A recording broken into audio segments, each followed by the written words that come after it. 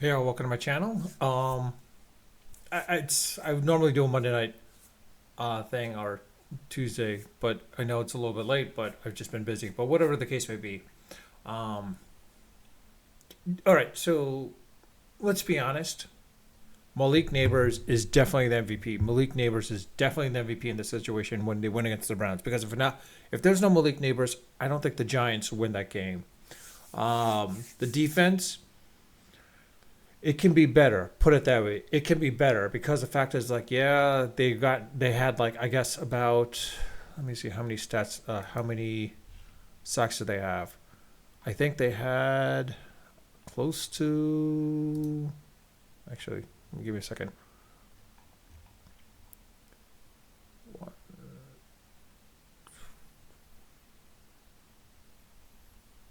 About 5 to 6 sacks essentially.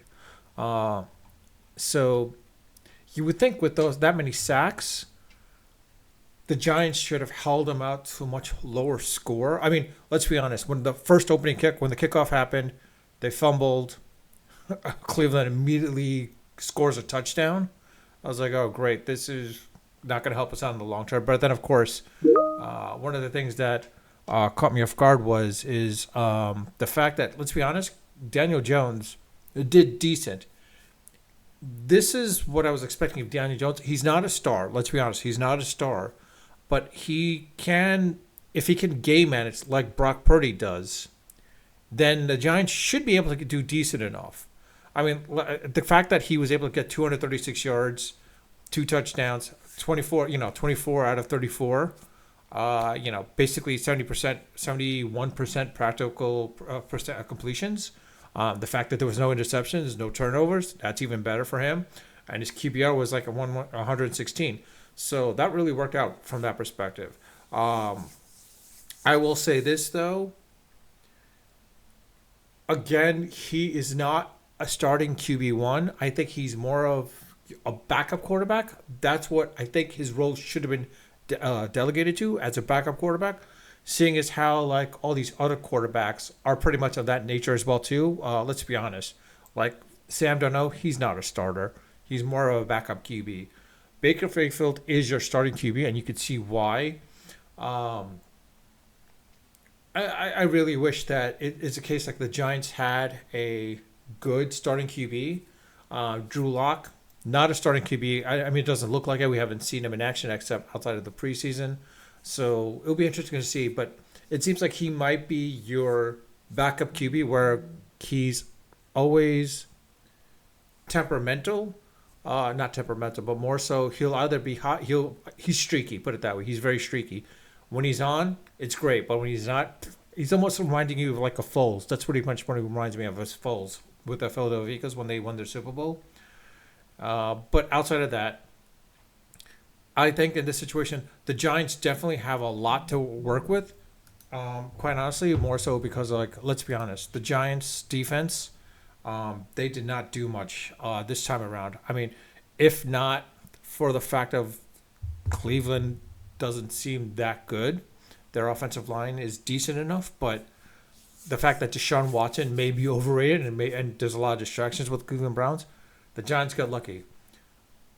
But seeing how what their schedule is, they're not beating the Cowboys. Even though I look for the Cowboys, I hate to say this, but look for the Cowboys basically to um, kind of whoop the Giants at that point. Because quite honestly, I don't think this is going to be a case where the Giants are going to be. I mean, if their defense can hold up, that'd be great. But I hate to say this, but like the Cowboys after their last two losses, they're on a mission. They are pissed off, and they're going to take it on the Giants.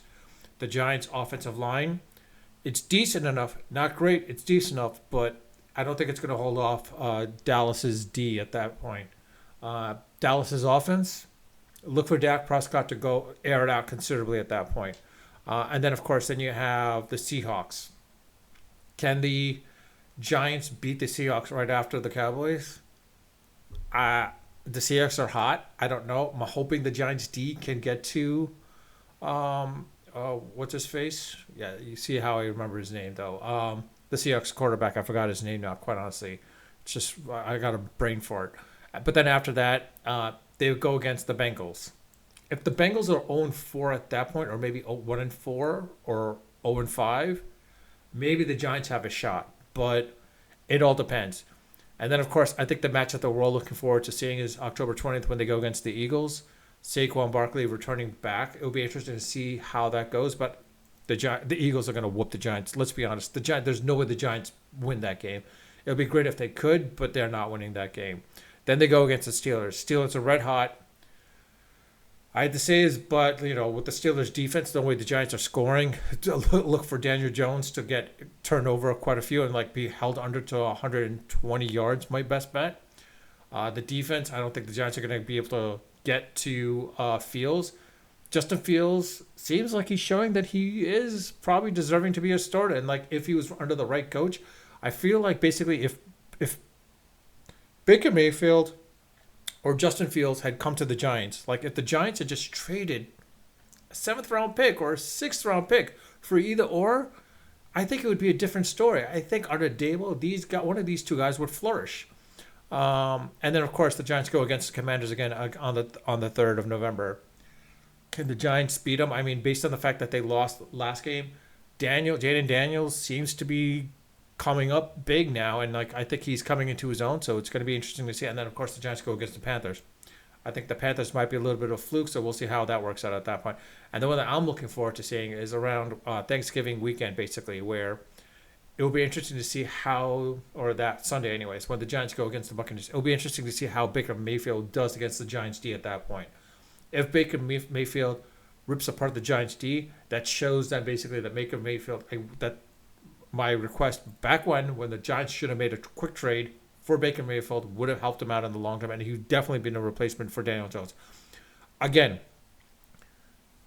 I'm hoping I'm wrong about Daniel Jones, and I'm hoping he proves me wrong, but so far he's sort of proving to the point of where it is. I mean, Daniel Jones, yeah, he's slowly becoming there, but it's to a point he's got to make the less mistakes, and he's got to connect. If he can do what he did with the Cleveland Browns and do this consistently with every week, or even better, I think the Giants have a shot then. But in reality we all know, realistically speaking, that's not going to be a case, and Daniel Jones is going to have a problem. So I hate to say this, but looking at this the way it is, I have a feeling the Giants are probably going to be 1-8, 1-8, maybe 2-8, hoping, but I don't see the Giants. This is definitely going to be another year where the Giants are going to probably be high up in the draft. I mean, they're not beating the Falcons, the Ravens. It all depends what happens there. They're not beating the Saints. The Saints seem to be on. If the Giants can beat the Panthers, that's great, but it's hard to say for that. Colts, I don't know what to say. But outside of that, I'll leave it at that. If you like this channel, please hit the like button if you like it, and also I ask if you subscribe if you haven't subscribed, and if by liking depending on the way my videos are, and especially on this channel because they're across the board with different subject matters. If you do like me talking about sports a little bit, then please hit the like button, and I'll focus more on that versus other content at that point. But with that, I'll leave it at that. Let me know your thoughts in the comment section. Do you think the Giants have a shot at the playoffs? Do you think I'm wrong about Daniel Jones? I mean, again, I'm hoping I'm wrong about Daniel Jones. Let's be honest. I'm praying that I'm wrong about Daniel Jones and that he proves me wrong. But I hate to say this, but realistically speaking, but outside of that, I'll leave it at that. Unfiltered, unedited, of course, always unrehearsed. Until next time.